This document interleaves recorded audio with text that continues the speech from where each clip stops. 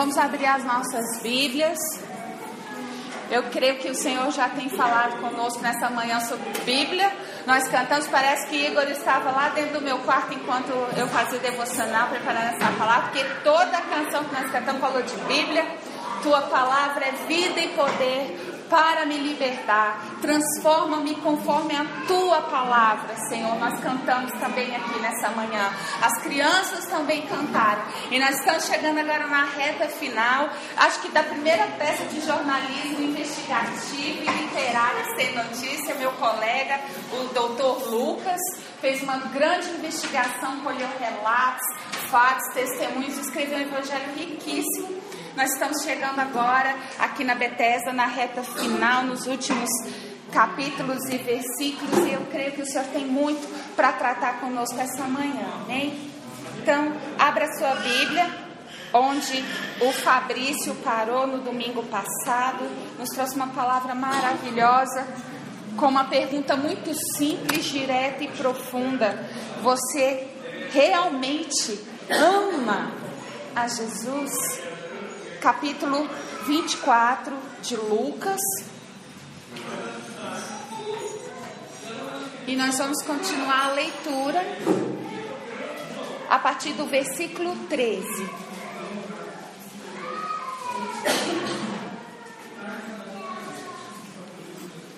Lucas, capítulo 24, a partir do versículo 13. Paramos no 12, no domingo passado, e vamos continuar. Por favor, acompanhe na sua Bíblia.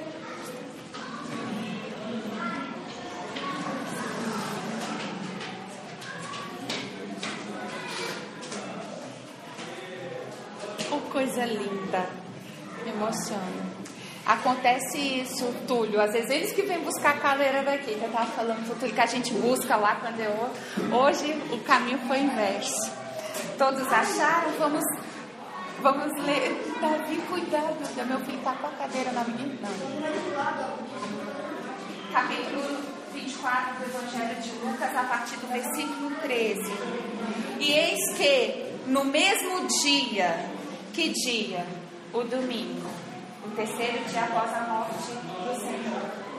E eis que no mesmo dia, o dia em que ele se apresentou primeiramente a Maria Madalena, e ouviram também as mulheres, ouviram dos anjos que se encontravam ali no sepulcro, que ele havia ressuscitado.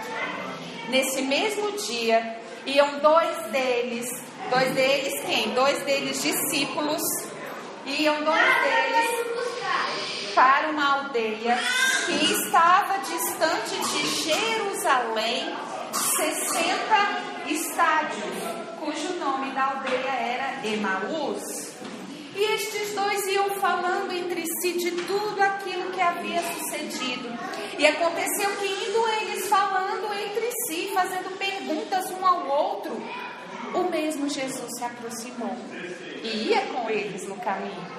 Mas os seus olhos estavam como que fechados para que não conhecessem. E ele lhes disse: que palavras são essas que caminhando trocam vocês um com o outro, e por que estão tão tristes? E respondendo um, cujo nome era Cleopas, disse-lhe, és tu só peregrino em Jerusalém? Não sabes as coisas que nela têm acontecido nestes dias? E ele lhes perguntou: quais? Eu dava tudo para estar aqui neste lugar.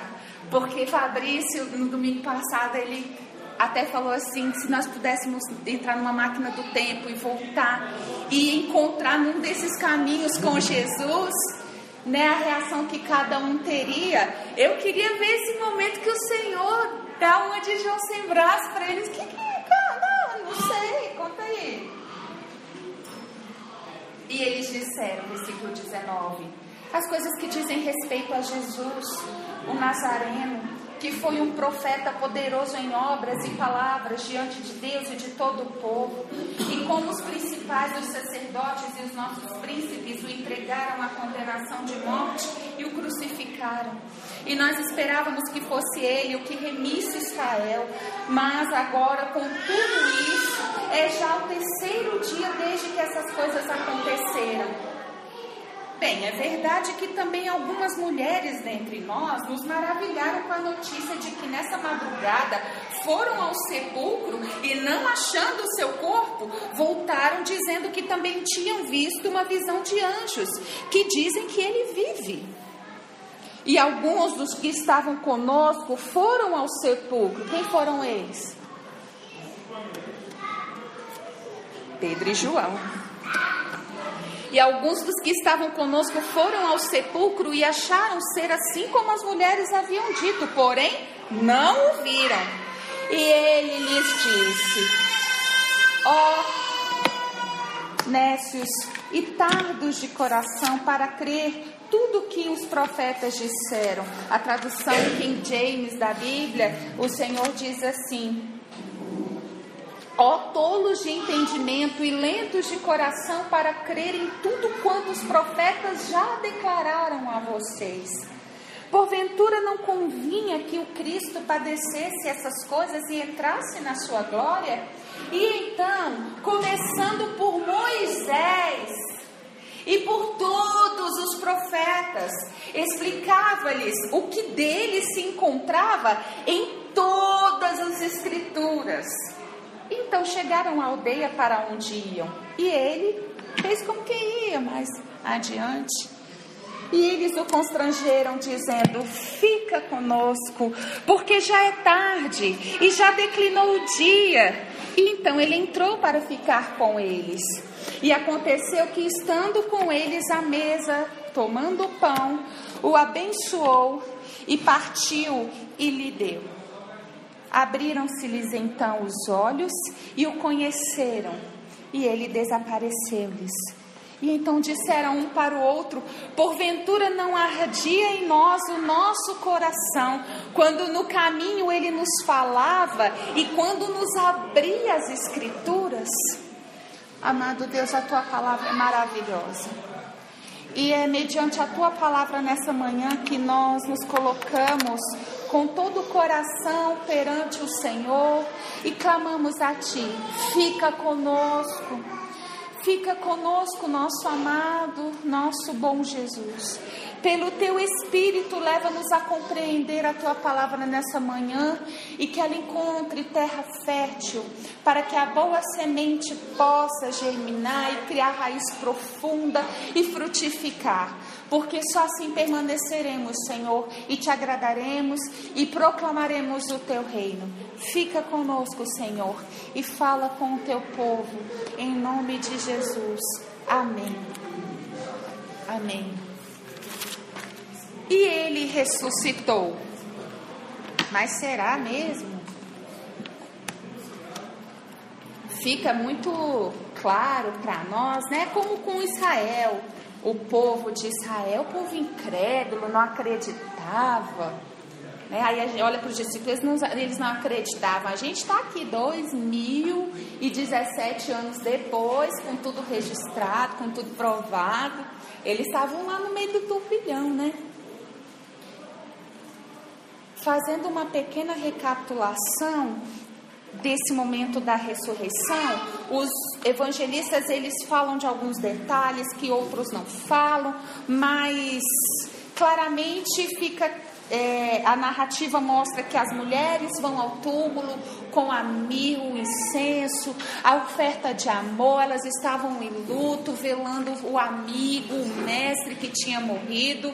E elas são as primeiras a saberem de que realmente tinha acontecido.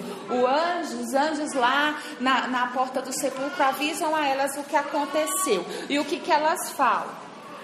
E Marcos diz que o anjo pediu que elas fossem avisar os discípulos. E Lucas diz que elas chegando lá foram tratadas como loucas, que estavam com devaneios, mas teve dois, que foi o Pedro e o João, que correram lá para ver o túmulo e encontraram vazio e já ficaram com a batata assando, né? Alguma coisa aconteceu. João narra no capítulo 20 que Maria Madalena, quando está com as mulheres, vê a pedra tirada e volta para avisar Pedro e João, que correm para lá. É nesse momento simultaneamente acompanha o filme, vários cortes, que enquanto eles estão para lá e para cá correndo, ela se senta no jardim. É o horto, né? A Bíblia fala de um horto, um lugar muito bonito que eles ainda tentaram preservar. E ela está chorando.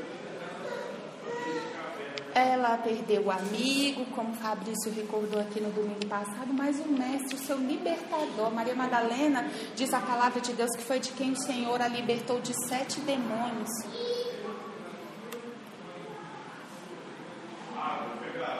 E a palavra diz que, primeiramente, Marcos afirma que foi para Maria Madalena que o Senhor apareceu ressurreto. Ela olha, depois que eles saem correndo de novo, para dentro do túmulo. Tá vazio, ela tem que se abaixar, né? Porque é tipo uma caverninha. Ele não está ali. E os anjos aparecem para elas que estão lá dentro do túmulo. Mas você está procurando quem morreu aqui, não sei o quê. E o que eu achei mais interessante, que é a mesma coisa que vai acontecer momentos depois, no mesmo dia, como a gente leu, com os discípulos que estavam indo para Emaús. Você acha que ela se assustou porque ela viu o anjo? Ou que tipo, eu tô vendo o anjo tal, e aí começou a fazer o culto dos anjos lá naquele outro? Nada.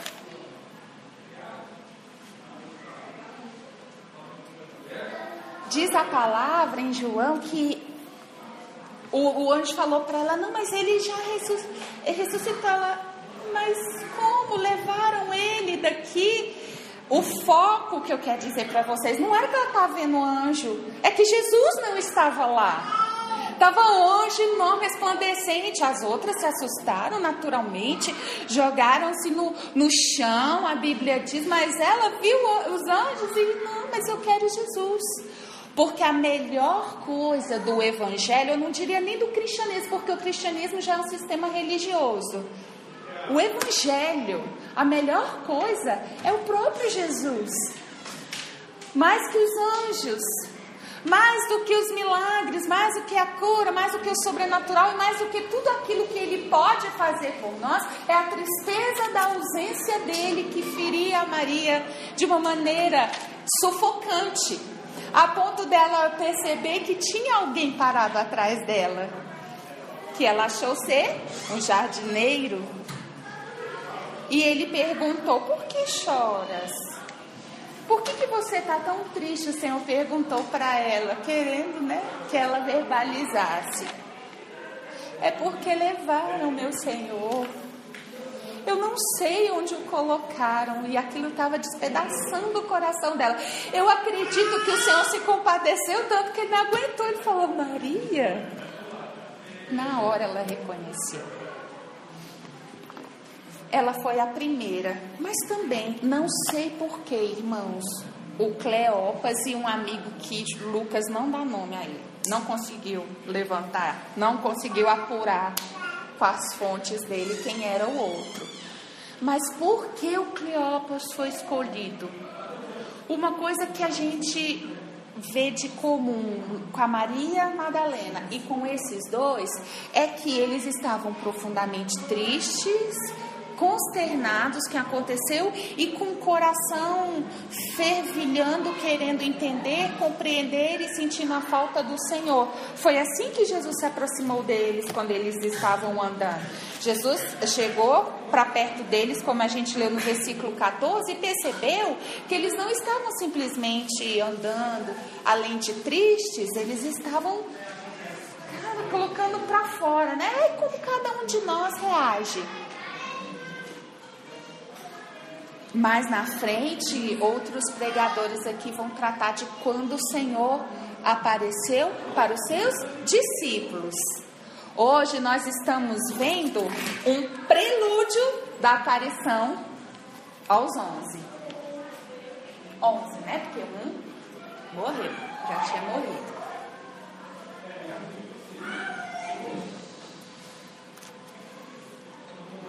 O prelúdio da aparição de Jesus aos discípulos. É isso que representa esse momento em que o Senhor se aparece. Outro evangelista, se eu não me engano, foi o Marcos também, disse que... Não, Marcos ou foi outro? Não sei, que quando as mulheres estavam indo avisar os discípulos, o Senhor apareceu para elas também, né? Mas enfim, a quem tinha sido dito que ele ressuscitaria eram os discípulos. E ele, aos discípulos, ele ainda não tinha se revelado, apesar de ter mandado recado. E é esse prelúdio que a gente vê agora com os discípulos no caminho de Emaús. É a soft opening. Eu não sabia o que era isso, soft opening. Aí uma amiga minha da época da 7ª série, que eu nem sei como é que chama agora, ela abriu uma cafeteria na rua ao lado da minha quadra. E aí na divulgação estava assim: estamos em soft opening. A inauguração está prevista para o mês que vem. E nesses dias que eu estava em prova na faculdade, eu pegava meu notebook, antes de ter jogado ele no chão, peguei o notebook e ia para lá estudar à tarde. Lá tinha uma estrutura de café legal para estudar. E o que eu percebia? Não está ainda valendo. Está começando aqui. E eu me lembrei disso quando eu estava lendo sobre os discípulos no caminho de Emaús e o Senhor não ter se revelado ainda ao grupo dos discípulos. O que aconteceu nesse prelúdio foi uma soft opening da ressurreição. Se traduzirmos essa expressão, ficará sem sentido. Mas para entender o que significa, pensa na inauguração de uma empresa. Seria o grand opening. Também antes disso, pode haver um soft opening, que é mais ou menos um período de testes.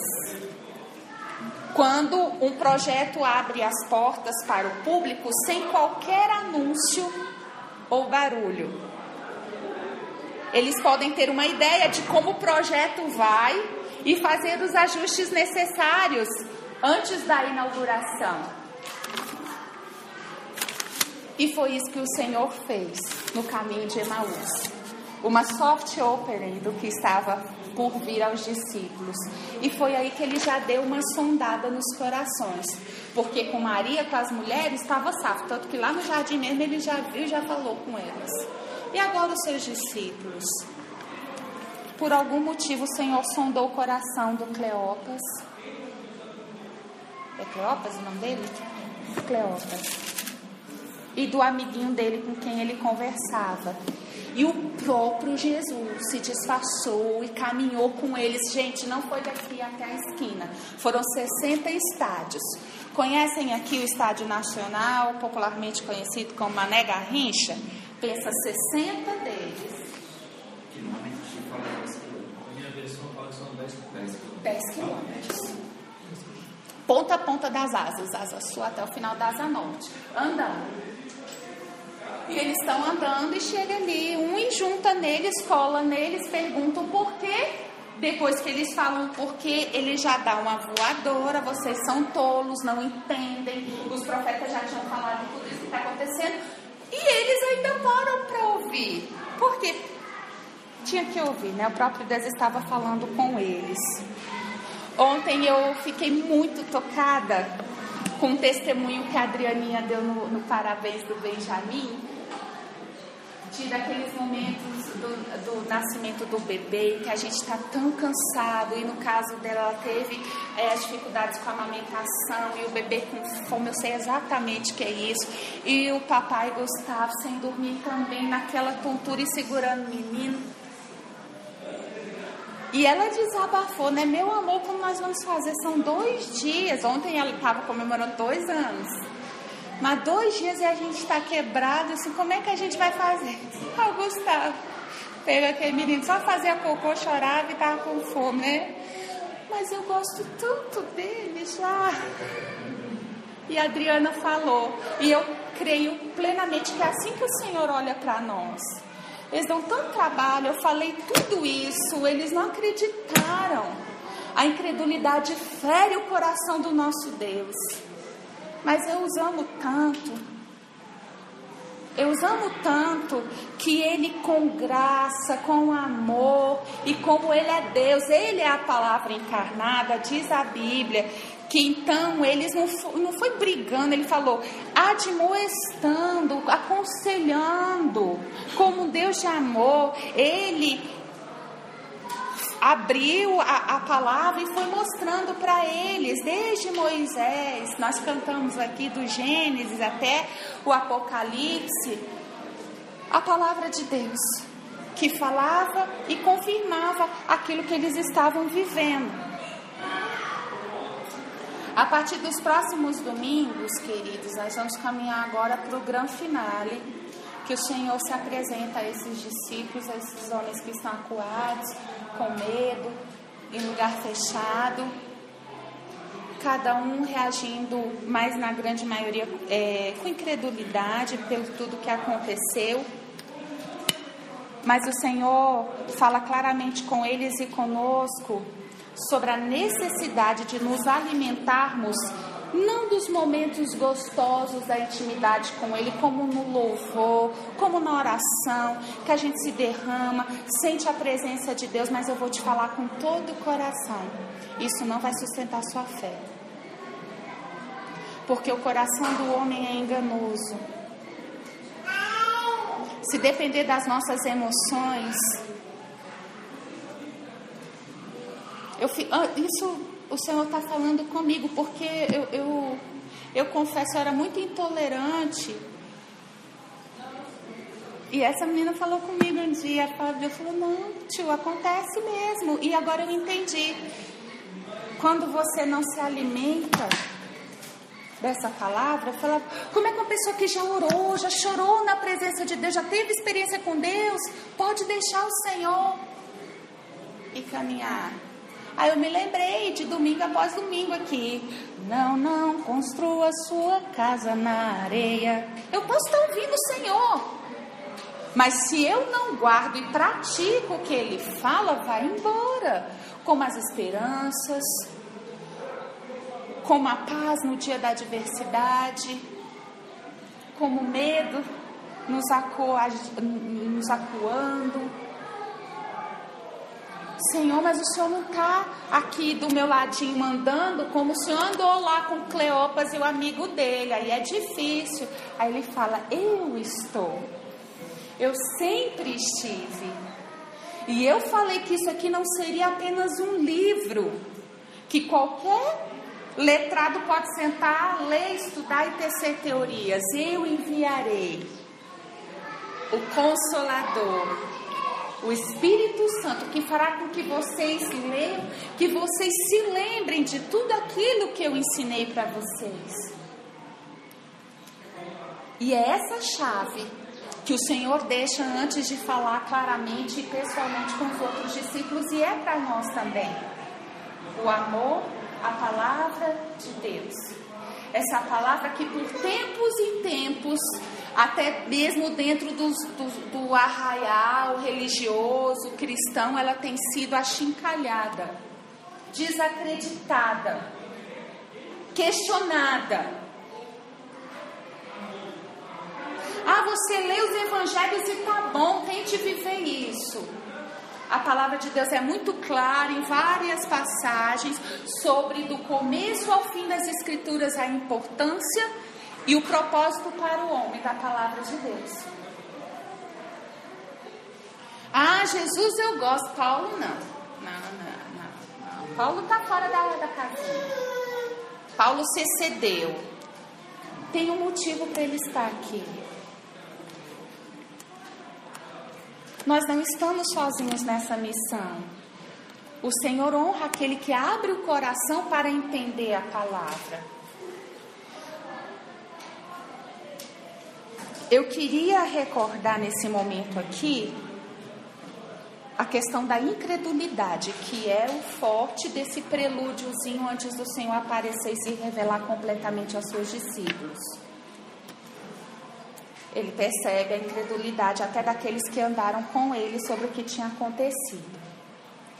Por favor, abra sua Bíblia em Mateus capítulo 13. Vamos fazer aqui uma pequena nota sobre incredulidade. Mateus 13, a partir do 1º. Até porque a gente talvez volte um pouquinho. Mateus capítulo 13. O que está aí na Bíblia de vocês? Qual é o tema desse capítulo? Como é que ele começa? Falando o quê? Da semente, da parábola do semeador, é isso? Ok. Mais um exercício. Leia continuamente a palavra do Senhor no contexto, não por capítulos. Porque se você chega aqui nesse capítulo, a palavra do semeador está lá naquelas historinhas de Jesus. Não. Sabe o que aconteceu nos versículos imediatamente anteriores? Jesus não estava nada bem. Se ele não fosse o próprio Deus, isso não impediu que ele se entristecesse muito. Mas eu, se estivesse no lugar dele, eu estaria no meu quarto, trancada, comendo o bolo de cenoura da Josi. Sem ver ninguém, sem querer falar com ninguém. Sabe o que tinha acontecido antes do Senhor começar? Olha o que diz o primeiro versículo. Tendo Jesus saído de casa naquele dia, estava sentado junto ao mar. E ajuntou-se muita gente ao pé dele, de sorte que, entrando ele num barco, se assentou, toda a multidão estava em pé na praia, e falou de muitas coisas por parábolas, dizendo: eis que o semeador saiu a semear. E aí ele começou a parábola. Mas olha só, tendo Jesus saído de casa naquele dia, está escrito isso aí na sua Bíblia? Naquele dia, que dia? Sabe o que aconteceu naquele dia? Aquele dia que está no capítulo anterior, em Mateus 12, foi um dia em que o Senhor teve que aguentar a uma bateria de confronto dos fariseus. Que ele era o Senhor do sábado. Depois a cura do homem que tinha a mão mirrada. Depois os fariseus bicaram o balde, blasfemaram de vez contra eles. E aí ele foi falar da árvore dos seus frutos e do milagre de Jonas, que faria com que aquela geração corrupta e perversa pudesse entender o que estava diante de seus olhos. Aí depois disso tudo, e ainda teve um grande finale. Alguém foi procurar ele. Quem? Depois que ele estava falando com essa farisaiada toda, quem apareceu lá? Está aí no versículo 12, anteriormente. A família dele. Sabe quem era essa família dele? Abre em João 7, se eu não me engano. João 7, não precisa ler agora não. Você vai ver hoje na sua casa, não vai ver porcaria na TV não. Vai ler João 7. Você entendeu o que é essa família de Jesus aqui? Incrédula, irmãos malvados, perversos, se preparando lá, as irmãs colocando os brincões, os irmãos lá ajeitando a túnica para descer para a festa dos tabernáculos. Descer não, subir para Jerusalém na festa dos tabernáculos. Você não vai não? Acho que você tem que ir para Nova York para divulgar o seu trabalho, distribuir portfólios aí que você tem feito. Ficar aqui no Israel não vai dar certo não. Eles não criam, estavam zoando, caçoando dele. O Tiago, que é a carta a Tiago que as crianças cantaram aqui, o texto é do irmão dele, porque o Tiago, apóstolo, foi um dos primeiros a ser degolado no começo da igreja, porque se converteram. Nessa época não eram convertidos não. Então depois dessa galera tudo gente boa, azucrinando, o Senhor naquele dia ele saiu de casa, foi dar um pico na beira do mar. Mas o que acontece? As pessoas começam a se ajuntar. E ele, com o coração de amor, começou a ensinar e falou sobre a palavra do semeador. E a palavra do semeador fala sobre o quê?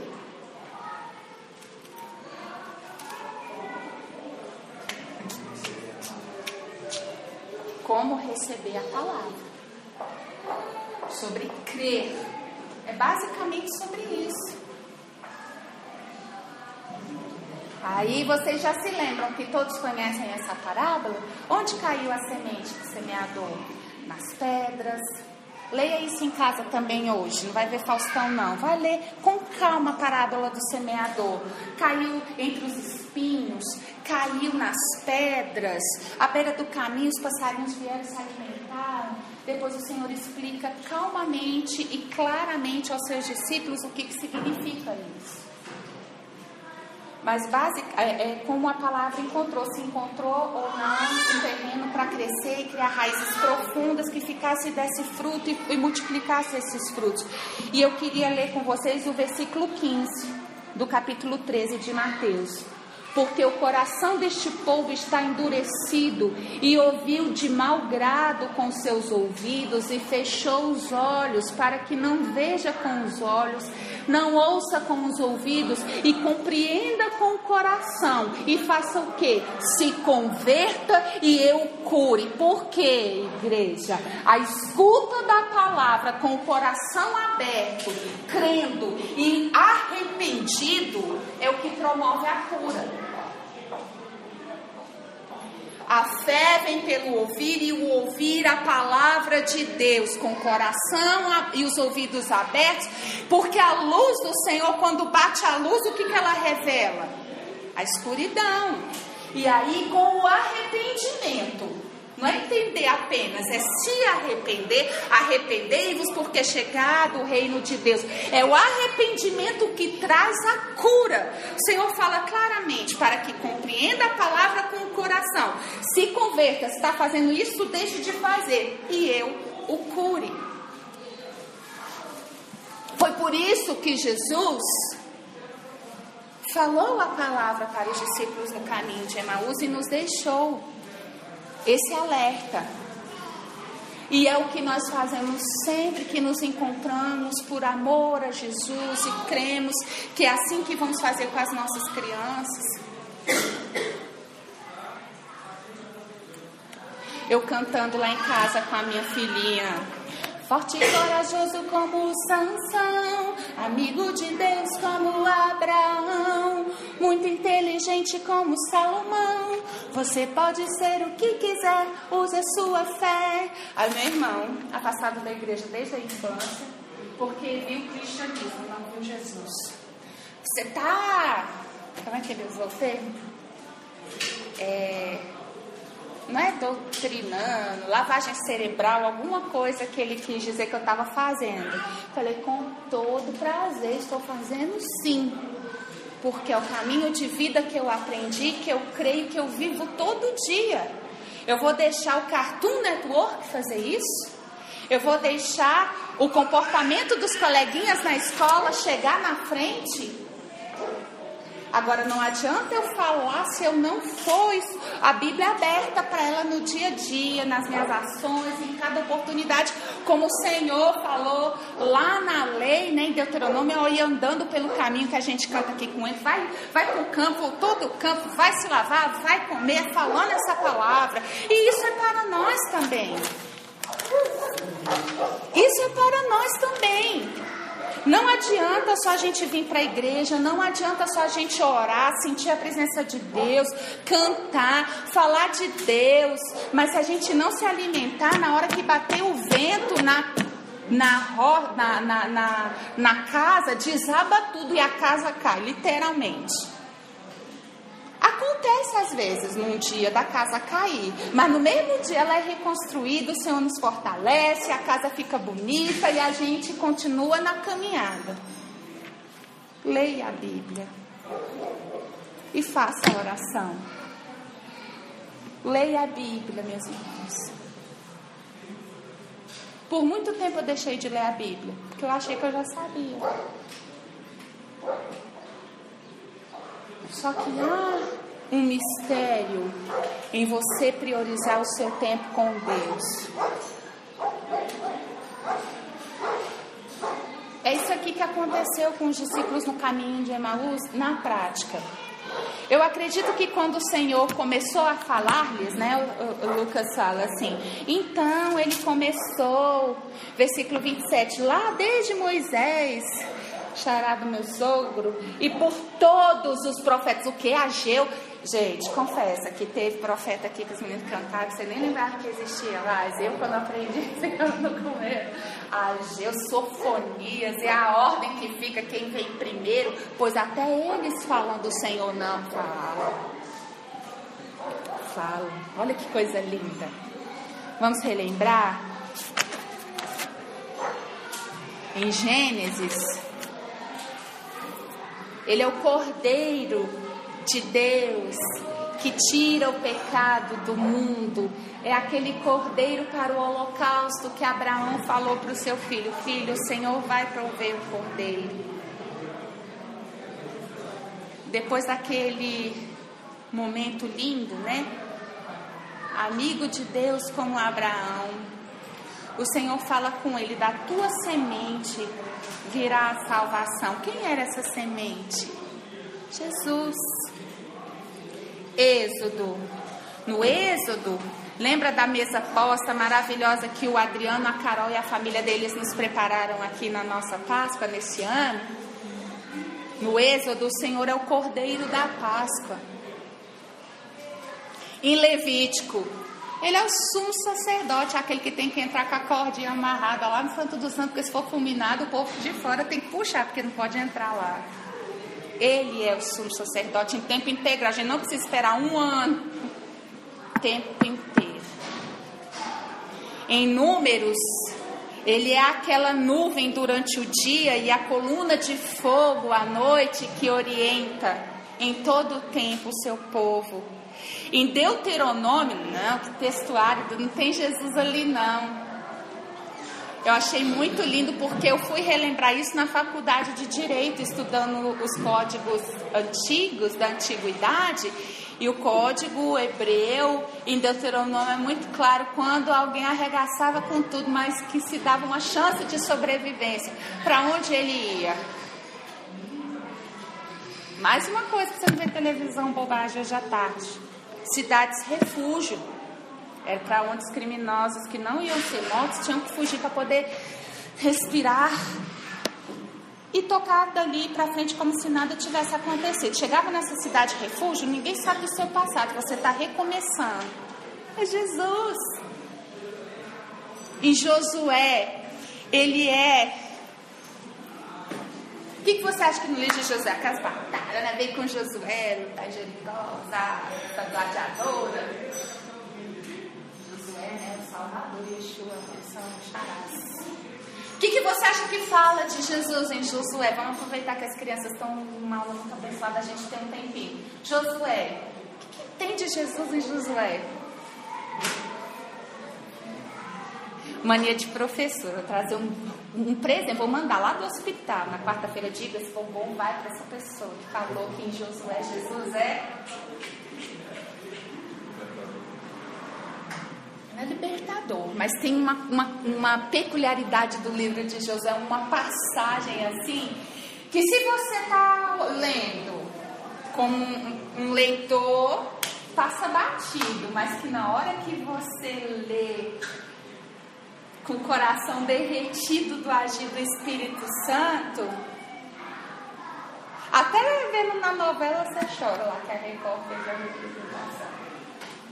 O que salvou Raabe foi a sua fé, né? Não apenas ela, mas a sua família. Sabe quem é Raabe, né? Ela traz no livro de Josué sobre aquela prostituta oprimida de Jericó que deu abrigo aos espiões e eles, você vai ser culpada. Fazendo o quê? Ele é o pano vermelho pendurado na janela de Raabe. O que aconteceu ao redor daquele pano vermelho no dia que Jericó caiu? Não sobrou pó. Acabou tudo. Eu achei bonito que quando eles fizeram a filmagem na novela, usaram todos os recursos cinematográficos que tinham para deixar isso muito claro. Uma janela, né, o concreto ali onde eles se apoiaram por trás, a família dela, aquele plano vermelho e ao redor aquele cenário apocalíptico. Aquilo me mexeu muito, porque aquele é o Senhor Jesus, o Redentor, o Libertador. Ali aquele símbolo ali, que nele vai cair tudo ao redor, mas a gente permanece no amor e na fidelidade do Senhor. Em Juízes ele é o nosso juiz, em Ruth ele é o nosso parente redentor, né? É o que Boaz representa para Ruth. Em 1 e 2 Samuel ele é o profeta, é o nosso profeta confiável. Nos 2 livros de Reis e nas Crônicas, ele é o nosso rei soberano, ele é o rei. Esdras, ele é o nosso escriba fiel, é o que nos ajuda a lembrar dele por meio do seu espírito, conhecendo a sua palavra. Neemias, aquele lá, copeiro, era ele que era o copeiro, não era o Neemias? Copeiro do rei, mas foi quem o Senhor, vai lá Neemias, é você mesmo, aí da copa, vai lá. Reconstruir os muros, tudo que está destruído em Jerusalém foi Neemias, que encarnou esse ideal do Senhor, que é o reconstrutor de tudo que está destruído.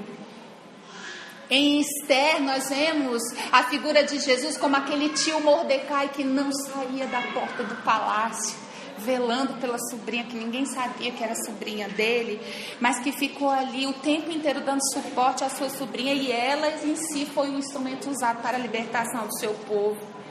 Em Jó, ele é o nosso redentor novamente, e o que vive para sempre, haja o que houver. Em Salmos é o meu pastor e nada me faltará. Provérbios, Eclesiastes, ele é a nossa sabedoria. Em Cantares, o belo noivo, que a noiva que somos nós anseia e espera por ele.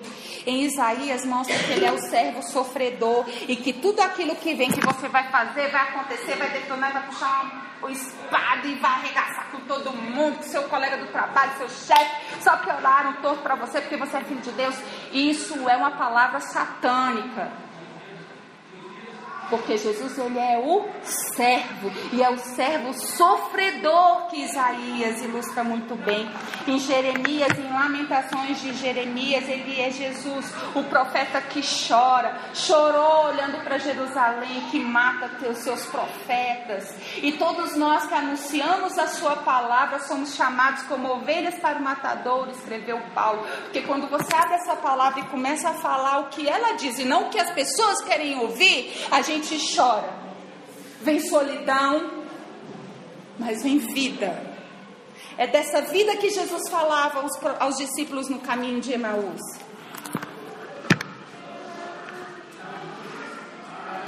E aí a gente vê em Ezequiel, aquele homem de 4 faces que aparece. Em Daniel, coisa linda, o 4º homem na fornalha.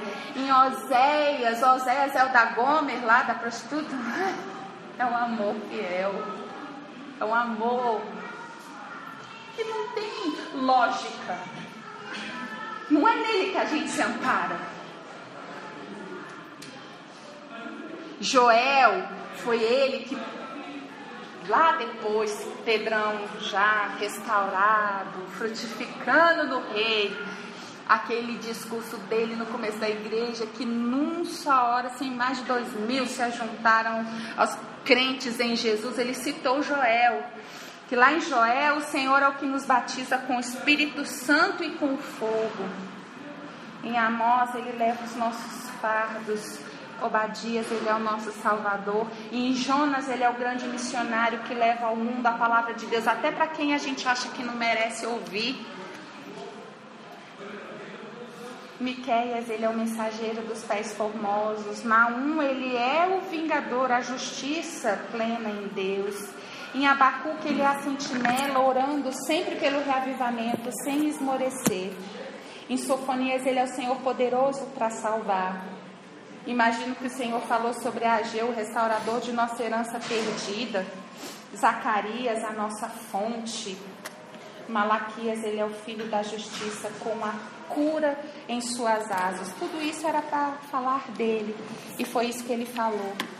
E o mais gostoso de tudo, depois que ele foi, aí fingiu que ia continuar, e eles, não, continua, fica aqui com a gente, entra aqui, já está de noite, porque estava gostoso ouvir. E na hora que ele deu graças e partiu o pão, na frente deles, ele sumiu. E o que eles disseram um para o outro?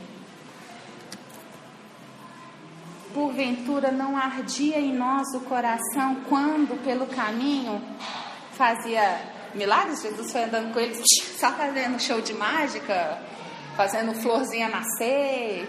Recebe aí, Cleopas, o seu dinheiro no banco quando você chegar lá em Emaús. Foi isso que ele foi fazendo, esses 60 estádios? Não.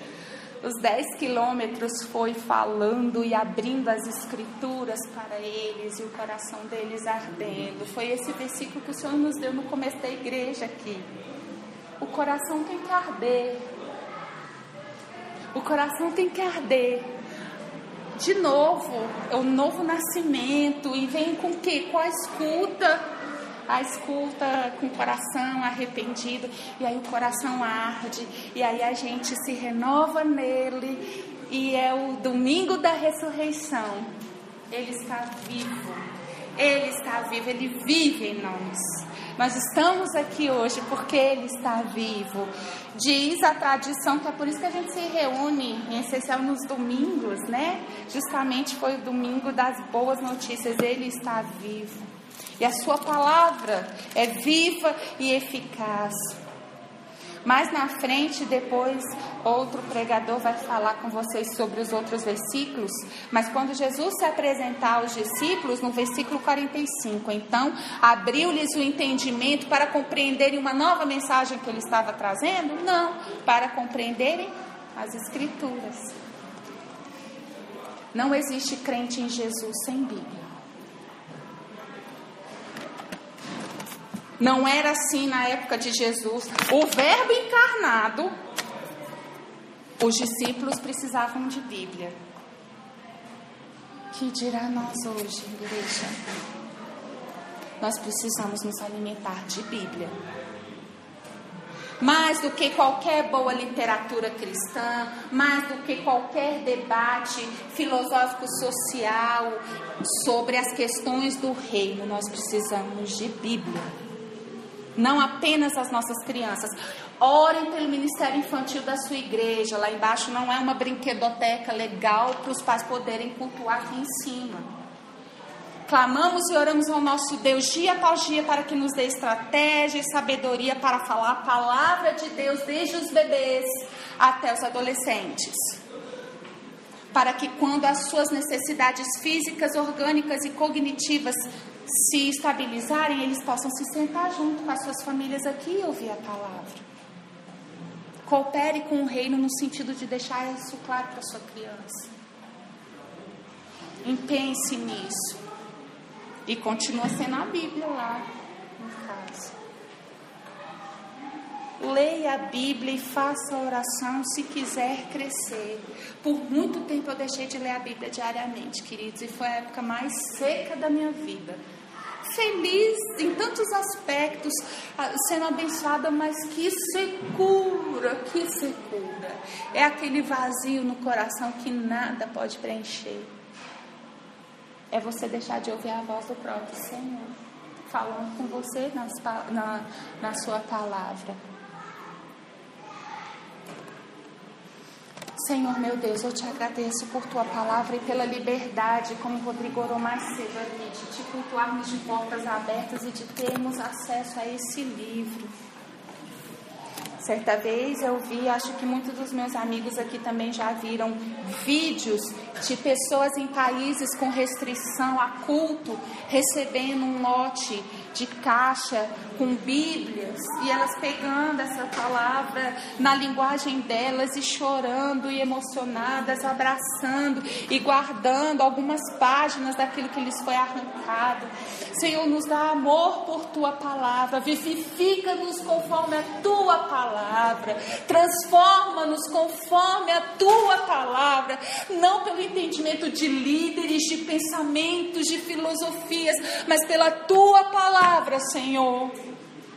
O Senhor é o Verbo, é a palavra viva e encarnada, que possamos ter essa consciência, Senhor, e nos alimentarmos de Ti, daquilo que o Senhor ensinou, a Tua palavra.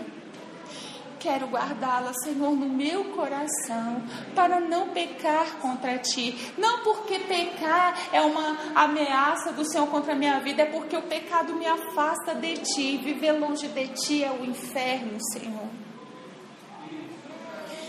Dá-nos sede da Tua palavra, Senhor, fome da Tua palavra. Que aqueles momentos em que a gente tem uma folguinha, que a gente corre para fazer aquilo que é tão gostoso, que nos dá prazer, seja, Senhor, nos alimentar da Tua palavra. Senhor, eu te louvo pelas noites em que o olho arde e eu penso, Senhor, eu preciso dormir porque a Débora está gripada, ela vai começar a acordar de meia hora daqui a pouquinho, mas está tão bom que eu não quero parar de ler.